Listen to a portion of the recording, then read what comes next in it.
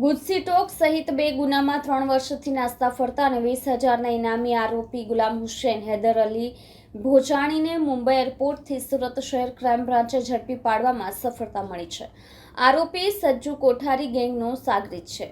સુરતની કુખ્યાત સજ્જુ કોઠારી ગેંગ વિરુદ્ધ ગુજસી ટોકનો ગુનો નોંધાતા ફરાર સાગરીત નાનપુરાનો ગુલામ હુસૈન ભોજાણી 3 વર્ષ બાદ દુબઈથી ભારત આવતા ક્રાઇમ બ્રાન્ચે મુંબઈ એરપોર્ટ પરથી ઝડપી લીધો હતો. ₹20,000નું જેનામાંથી ઇનામ હતું તે ગુલામ હુસૈન ભોજાણી 3 વર્ષ અગાઉ ફરાર થયા બાદ ઈરાન, આફ્રિકા, સ્વિટ્ઝરલેન્ડ, અમેરિકા, દુબઈમાં રહ્યો હતો. ક્રાઇમ બ્રાન્ચના સૂત્રો દ્વારા પ્રાપ્ત થતી વિગતો મુજબ મળેલી બાતમીના આધારે સુરત ક્રાઇમ બ્રાન્ચે ગત રાત્રે મુંબઈ ઇન્ટરનેશનલ એરપોર્ટ ખાતેથી ગુલામ હુસૈન હૈદર અલી ભોજાણીને તે સ્પાઇસ જેટની દુબઈથી મુંબઈ એરપોર્ટ ઉપર લેન્ડ થયેલી ફ્લાઇટમાંથી બહાર આવ્યો ત્યારે એરપોર્ટ ઓથોરિટીની મદદથી ઝડપી લીધો હતો. નાનપુરાના કુખ્યાત સજ્જુ કોઠારી અને તેની ગેંગ વિરુદ્ધ વર્ષ 2022માં નોંધાયેલા ગુજસી ટોકના ગુનામાં ક્રાઇમ બ્રાન્ચે ગેંગ લીડર મોહમ્મદ સાજુ ઉર્ફે સજ્જુ ગુલામ મોહમ્મદ કોઠારી તથા ટોળકીના સભ્ય મોહમ્મદ સમીર સલીમ શેખની 25 માર્ચ 2022ના રોજ જ્યારે અલ્લા રખા ગુલામ મુસ્તફા શેખની 21 ડિસેમ્બર 2023ના રોજ વિરારથી ધરપકડ કરી હતી, જ્યારે ગુલામ હુસૈન ભોજાણી ફરાર થઈ ગયો હતો.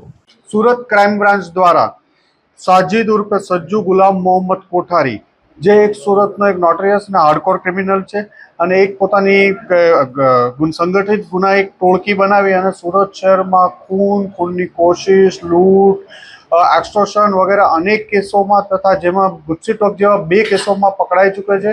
એ ગેંગનામાં સજ્જુ કોઠારી સાથે અન્ય 4 મેમ્બરો પર સંડોવાયેલા હતા, જેમાં મોહમ્મદ સાજિદ ઉર્ફે સાજુ ગુલામ કોઠારી, મોહમ્મદ સમીર ઉર્ફે સલીમ શેખ, અલ્લા રખા ગુલામ મુસ્તફા શેખ અને ગુલામ હુસૈન હૈદર અલી ભોજાણી, આ ચારેય ઉપર ગુજસી ટોકનો બીજો ગુનો દાખલ કરવામાં આવ્યો હતો. અઠવા પોલીસ સ્ટેશનનો ઇન્વેસ્ટિગેશન ક્રાઇમ બ્રાન્ચ દ્વારા કરવામાં આવેલું.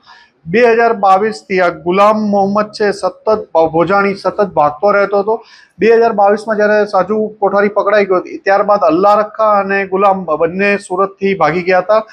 અલ્લા રખાને 2023માં ડિસેમ્બરમાં સુરત ક્રાઇમ બ્રાન્ચની ટીમ દ્વારા મુંબઈથી પકડવામાં આવ્યો હતો અને આ બંને ઉપર સુરત શહેર પોલીસ દ્વારા 20,000નું ઇનામ પણ જાહેર કરવામાં આવ્યું હતું. ગુલામ હુસૈન હૈદર ભોજાણી અહીંથી ભાગ્યા બાદ અલગ અલગ ઓછામાં ઓછા 6 થી 7 કન્ટ્રીઓમાં ફરતો રહ્યો હતો. અહીંથી